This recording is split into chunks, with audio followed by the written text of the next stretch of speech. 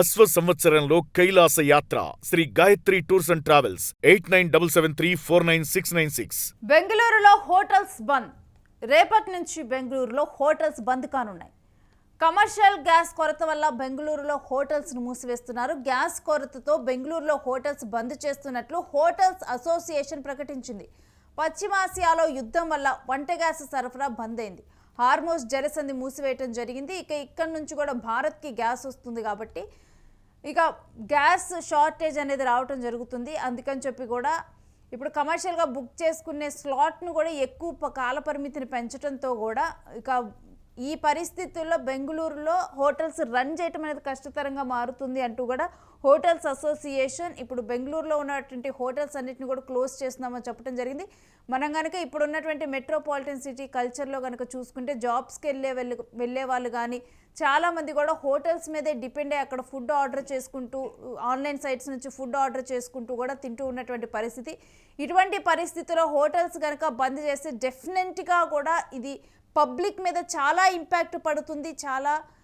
మరోపక్క gas cylinder booking వ్యవధిని పెంచుతూ కేంద్ర నిర్ణయంతో కూడా ఈ రకమైన నిర్ణయం తీసుకునే హోటల్స్ 2 బుకింగ్ల మధ్య వ్యవధి 21 రోజుల నుంచి ఇప్పుడు 25 రోజులకు పెంచారు. గ్యాస్ సిలిండర్ల బ్లాక్ మార్కెట్ను కట్టడి చేసేందుకు కేంద్రం ఈ నిర్ణయం తీసుకుంది. ఎల్పీజీ ఉత్పత్తి పెంచాలని రిఫైనరీలను ఆదేశించింది కేంద్ర ప్రభుత్వం. సరఫరాల్లో గృహ అవసరాలకే సిలిండర్లకు ప్రాధాన్యం ఇవ్వాలంటూ కూడా కేంద్రం ఆదేశం ఇచ్చింది. గృహ అవసరాల తర్వాతే ఇంకా ఏ అవసరాలైనా కానీ ప్రాధాన్యత ఉంది. వీటన్నిటి క్రమంలో కూడా ఈ రకమైన నిర్ణయం తీసుకున్నట్టు తెలుస్తుంది. మరి బెంగళూరులో హోటల్స్ అసోసియేషన్ తీసుకున్నటువంటి నిర్ణయం మరి ఎప్పటి నుంచి ఎప్పటి వరకు ఈ హోటల్స్ బంద్ ఉంటాయి ఏంటి, మరి కొన్ని హోటల్స్ అందుబాటులో ఉంటాయా, మరి పబ్లిక్ పరిస్థితి ఏంటి, ఇవన్నీ విషయాలు కూడా మా ప్రతినిధి వెంకట్తో మాట్లాడి తెలుసుకుందాం. ఎస్ వెంకట్, బెంగళూరులోని ఈ హోటల్స్ అసోసియేషన్ తీసుకున్నటువంటి నిర్ణయం గురించిన డీటెయిల్స్ ఏంటి? అంటే ఇప్పుడు యుద్ధం కారణంగా అంటే ఇరాన్ ఇజ్రాయెల్ దేశాల మధ్య నెలకొన్నటువంటి యుద్ధం, ఆ తర్వాత అమెరికా ఎంటర్ కావటం, ఇవన్నీ పరిస్థితులన్నీ కూడా కొంత ఆందోళన కలిగించే విధంగా ఉన్నాయి. ముఖ్యంగా అంటే ఇరాన్ తగ్గుతుంది, ఇరాన్ అంటే ఈ యుద్ధం నుంచి వాళ్ళు తప్పుకుంటారు లేదంటే లొంగిపోతారని అందరూ భావించారు. కానీ ఇరాన్ మాత్రం ఎక్కడ తగ్గకపోవడమే ఈ పరిస్థితి కారణంగా చెప్పుకోవచ్చు. అంటే ఇజ్రాయెల్ అమెరికా ముందు నుంచి కూడా ఇరాన్ విషయంలో కొంత అంటే వాళ్ళు ఏదో వారం రోజుల్లో లేదా 3-4 రోజుల్లో లొంగిపోయే అవకాశం ఉందని అంచనా వేసుకున్నారు. కానీ ఈ హార్మోజ్ జలసంధి విషయంలో ఇరాన్ పక్కా ప్రణాళిక ప్రకారం ముందుకు వెళ్ళడం, ఆ తర్వాత ఈ చమురు నిల్వలకు సంబంధించి యుఏఈ కానీ, సౌదీ అరేబియా కానీ, ఇటు ఖతార్ కానీ, కువైట్ కానీ, అలాగే బహ్రెయిన్, జోర్దాన్ ఇలా చాలా దేశాల్లో దాడులు చేయటం, అదేవిధంగా అటు ఇజ్రాయెల్ విషయంలో కూడా కఠినంగా దాడులు చేయటం, అదేవిధంగా ఇటు హార్మోజ్ జలసంధికి సంబంధించి అక్కడి నుంచే ప్రధానంగా ప్రపంచానికి అవసరమైన దక్షిణాసియాకు సంబంధించినటువంటి ఎక్కువగా ఆయిల్ నిల్వలు కానీ ఇవన్నీ కూడా అక్కడి నుంచే రవాణా అవుతూ ఉంటాయి. ఇప్పుడు దాన్ని మూసివేయడంతో ఇటు ప్రభావం గ్యాస్ మీద కూడా భారీగా పడుతుందని చెప్పాలి. ఇప్పుడు మన వంట గ్యాస్ భారత్ ప్రపంచంలోనే 2వ స్థానంలో ఉంది వంట గ్యాస్ వాడకం విషయంలో. కాబట్టి ఇప్పుడు ఈ ప్రభావం అనేది భారత్ మీద భారీగా పడేటువంటి అవకాశాలు అయితే పుష్కలంగా కనబడుతున్నాయి. ముఖ్యంగా అటు 85% హార్మోజ్ జలసంధి నుంచే వస్తుంది కాబట్టి మనకు వచ్చేటువంటి గ్యాస్ రవాణాలో ఈ ప్రభావం అనేది మరింత తీవ్రం అయితే మాత్రం అంటే ఈ మూసివేత అనేది ఎక్కువ కాలం కొనసాగితే ఆ పరిస్థితి మరింత ఇబ్బందికరంగా మారేటువంటి అవకాశాలు ఉండవచ్చు అనే హెచ్చరికలు కూడా అటు చేస్తూ వస్తున్నారు. దానితో ఇటీవల ఇరాన్ లోని 30 ఆయిల్ డిపోల మీద ఇజ్రాయెల్ దాడులు చేసినటువంటి వ్యవహారం కూడా మనం చూసాం. కాబట్టి ప్రభావాలన్నీ కూడా కొంత మనకు కంగారు పెట్టే విధంగానే ఉన్నాయని చెప్పుకోవచ్చు. కాబట్టి ఇక్కడ భారత్ లో వంట గ్యాస్ ధరలకు సంబంధించి కానీ లేదంటే కొరతకు సంబంధించి కానీ, ఎందుకంటే మార్కెట్ లో ఎప్పుడైతే డిమాండ్ పెరుగుతుందో అలాగే కొరత ఉంది అనే ప్రచారం ఎప్పుడైతే జరుగుతుందో ఆ తర్వాత నుంచి కూడా డిమాండ్ పెరుగుతూ ఉంటుంది. దీంతోనే కొంత ఉత్తరాది రాష్ట్రాల్లో జనాభా ఎక్కువగా ఉన్నటువంటి ఉత్తరప్రదేశ్ కానీ, బీహార్ కానీ, మధ్యప్రదేశ్ కానీ, రాజస్థాన్ కానీ ఈ రాష్ట్రాలు ఏవైతే ఉన్నాయో, పశ్చిమ బెంగాల్ కానీ ఈ రాష్ట్రాలకు సంబంధించి మనం చూసుకుంటే కనుక ఈ వంట గ్యాస్ కి సంబంధించి కొరత ఏర్పడేటువంటి అవకాశం ఉంది అనే భయాలు కూడా కొంత వ్యక్తమవుతున్నటువంటి పరిస్థితి ఉంది. ఈ నేపథ్యంలోనే అక్కడ కొంత దీనికి సంబంధించి పెద్ద ఎత్తున వెళ్లి ఎల్పిజి గ్యాస్ సిలిండర్లు ఎక్కడైతే అమ్ముతారో భారత్ గ్యాస్ కానీ, హెచ్పి కానీ వీటన్నిటికి పెద్ద ఎత్తున అక్కడ ఖాళీ గ్యాస్ సిలిండర్లతో కూడా కస్టమర్లు ఎదురు చూస్తున్నటువంటి పరిస్థితుల్లో దానికి సంబంధించినటువంటి వీడియోలు కూడా మనం సోషల్ మీడియాలో చూస్తున్నాం. కాబట్టి ఇప్పుడు ఈ ప్రభావం అనేది ముఖ్యంగా ఇది మన దక్షిణాది రాష్ట్రాల మీద కూడా కొంత పడుతుంది అనేది అయితే స్పష్టంగా చెప్పొచ్చు. అటు తమిళనాడులో కూడా కొంత కొరత అనేది ఏర్పడుతుంది అనే ప్రచారం కూడా జరుగుతుంది. అయితే అటు కేంద్ర ప్రభుత్వం మాత్రం ఇప్పటికే దీనికి సంబంధించి అంటే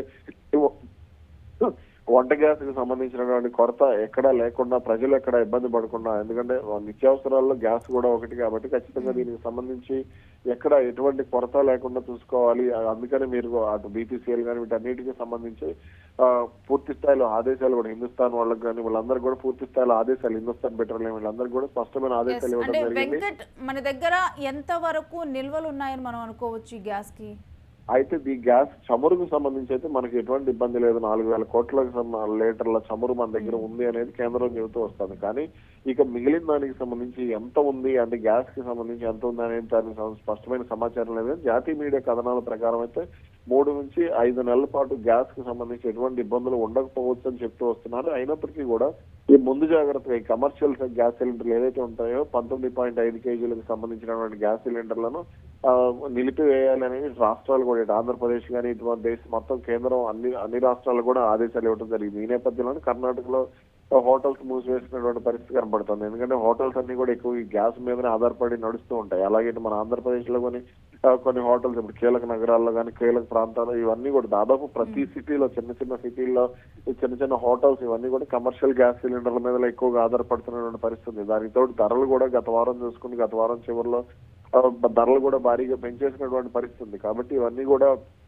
హోటల్స్ మీద భారం పడేటువంటి అవకాశం ఉంది. అటు హోటల్స్ లో అమ్మేటువంటి ఫుడ్ కూడా దీని ధరల ప్రభావం అనేది, ఇరాన్ యుద్ధ ప్రభావం అనేది ఉండేటువంటి అవకాశాలు అయితే స్పష్టంగా కనబడుతున్నాయి. ఏది ఏమైనప్పటికీ కూడా వెంకట్, ఈ బెంగళూరులో హోటల్స్ క్లోజ్ అనేది అన్ని హోటల్స్ క్లోజ్ చేస్తారా? ఎందుకంటే చాలా మంది కూడా మెట్రోపాలిటన్ సిటీస్ లో హోటల్ ఫుడ్ మీద డిపెండ్ అవుతూ ఉంటారు.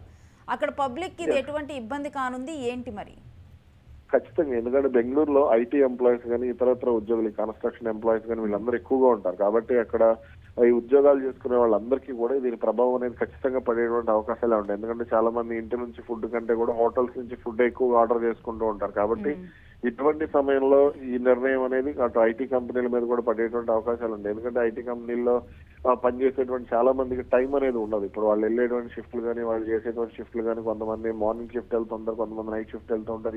ఈ సమయంలో ఇంటికి వచ్చి ఫుడ్ ప్రిపేర్ చేసుకోవడం అంతా కూడా కొంత తలనొప్పితో కూడుకునేటువంటి వ్యవహారం. కాబట్టి ఇక్కడ చాలా మంది ఫుడ్ ఆర్డర్ పెట్టుకునేందుకు ప్రాధాన్యత ఇస్తుంటారు. స్విగ్గీ కానీ జొమాటో కానీ ఇలా అందుబాటులో ఉన్నటువంటి యాప్స్, ఫుడ్ పాండా కానీ ఇలా అందుబాటులో ఉన్నటువంటి యాప్స్ కి సంబంధించి వాళ్ళు ఫుడ్ ఆర్డర్ పెట్టుకునేటువంటి పరిస్థితి. ఇటువంటి సమయంలో హోటల్స్ మూసివేయడం అనేది అటు ప్రభావం ఐటీ కంపెనీ ఉద్యోగుల మీద కూడా భారీగా ప్రభావం పడేటువంటి అవకాశాలు ఉంటాయి. అదేవిధంగా బెంగళూరులో కొంత ట్రాఫిక్ సమస్య కారణంగా కూడా కొంతమంది ఇంటికి వెళ్లి తినలేనటువంటి పరిస్థితి ఉంటుంది. అదేవిధంగా సమయభావం కూడా ఉండదు. బెంగళూరులో ఎంత ఎర్లీగా బయలుదేరి వెళ్ళిపోతే అంత మంచిది. కాబట్టి ఈ ట్రాఫిక్ సమస్య వల్ల కూడా చాలా మంది ఫుడ్ అనేది ప్రిపేర్ చేసుకోవడం చాలా కష్టంగా ఉన్నటువంటి అంశం. అందుకని హోటల్స్ నుంచి ఎక్కువగా అక్కడ హోటల్స్ కి డిమాండ్ ఎక్కువగా ఉంటుంది. కాబట్టి ఇప్పుడు ఆ ప్రభావం అనేది భారీగా పడేటువంటి అవకాశాలే ఉన్నాయి. అంటే ఇది పెద్ద పెద్ద హోటల్సే క్లోజ్ చేస్తున్నారా, లేకపోతే ప్రతి హోటల్ కూడా క్లోజ్ కానుందని మనం భావించాలా వెంకట్?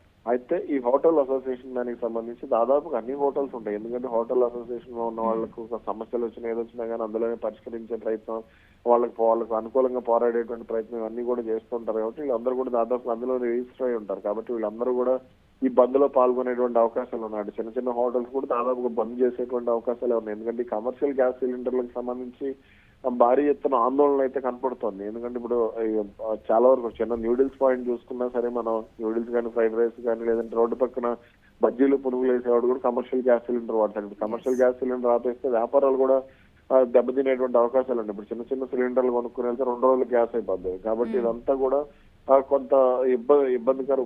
కొన్ని చోట్ల అయితే ఒక రోజుకే గ్యాస్ అయిపోయేటువంటి పరిస్థితి ఉంటుంది. కాబట్టి ఇవన్నీ కూడా కొంత ఇబ్బందికరమైనటువంటి పరిస్థితులు ఉంటాయి. కాబట్టి కమర్షియల్ గ్యాస్ సిలిండర్ల విషయంలో మరి కేంద్ర ప్రభుత్వం ఏ నిర్ణయం తీసుకుంటుంది? ఎందుకంటే దీని ప్రభావం అనేది పెద్ద హోటల్స్ గురించి మనం మాట్లాడుకున్నాం. చిన్న హోటల్స్ మీద ఎక్కువగా పడేటువంటి అవకాశం ఉంటుంది. ఇప్పుడు రోడ్డు పక్కన ఇడ్లీలు అమ్ముకునే వాళ్ళు కానీ లేదంటే ఫ్రైడ్ రైస్, పానీపూరి ఇట్లా ఏదో ఒకటి అమ్ముకునే వాళ్ళందరూ కూడా ఈ కమర్షియల్ గ్యాస్ సిలిండర్ మీద ఆధారపడుతూ ఉంటారు. ఎందుకంటే విజయవాడలో కానీ లేదంటే ఎక్కడ చూసుకున్నా సరే స్ట్రీట్ ఫుడ్ ఎక్కువగా ఉంటుంది. కాబట్టి వీళ్ళందరి వ్యాపారాలు కూడా భారీగా నష్టపోయేటువంటి అవకాశాలే ఉంటాయి. అంటే ఎన్ని రోజులు క్లోజ్ చేయనున్నారు? ఇవన్నీ ఏమన్నా ఈ నిబంధనలు పేర్కొనటం జరిగిందా, లేకపోతే జస్ట్ ఈ షార్టేజ్ ఉన్నంత వరకు క్లోజ్ చేయటం జరుగుతుందా? అయితే రేపు ఒక్కరోజు మాత్రమే బంద్ అనేది మనకు ఉన్నటువంటి సమాచారం నేను. కానీ ఈ బంద్ మాత్రం మరికొంతకాలం అంటే ఇప్పుడు రేపు తర్వాత కూడా కొనసాగేటువంటి అవకాశాలు ఉండొచ్చు. ఎందుకంటే ఇప్పటికే కమర్షియల్ గ్యాస్ సిలిండర్లకు సంబంధించి ఆపేయాలి అంటూ కూడా గ్యాస్ ఏజెన్సీలకు పూర్తి స్థాయిలో ఆదేశాలు వెళ్ళాయనే వార్తలు కూడా వస్తున్నాయి.